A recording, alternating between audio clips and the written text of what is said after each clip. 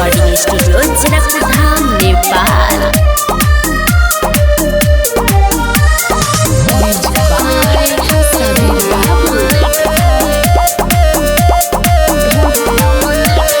रसों से भरल छौ छौरी तोहर ओठगे ढोढ़ी पर बरसौ हजारी वाला नोटगे।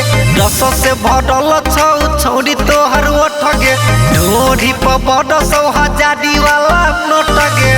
चॉकलेट छै त ढोढ़िया मलेट छै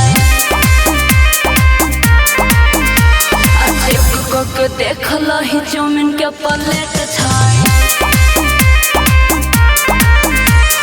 रस से भरल छौ छौरी तोहर ओठगे ढोढ़ी पर बरसौ हजारी वाला नोटगे। रस से भरल छौ छौरी तोहर ओठगे ढोढ़ी पर बरसौ हजारी वाला नोटगे। चॉकलेट छै त ढोढ़िया मलेट छै चेक क के देख लही चाउमीन के प्लेट छै।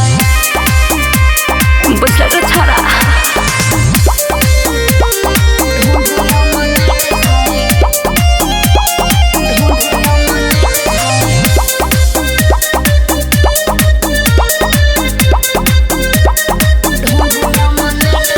बर्गर पिज्जा में मिलतौ नहीं स्वाद एक बेर चिखबे तो रहतौ रे याद। कते तू बड़ाई अपन करे छही गे दूध के खुआ जेना मोहै छही गे।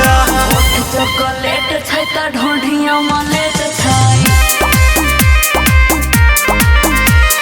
चेक क के देख लही चाउमीन के प्लेट छै।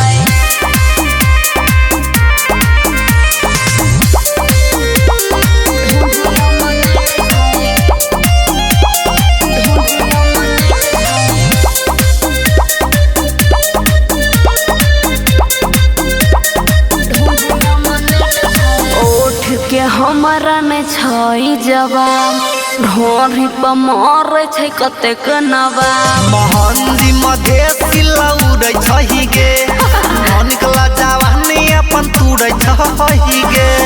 चॉकलेट छै त ढोढ़िया मलेट छै रे छोरा चेक क के देख लही चाउमीन के प्लेट छै।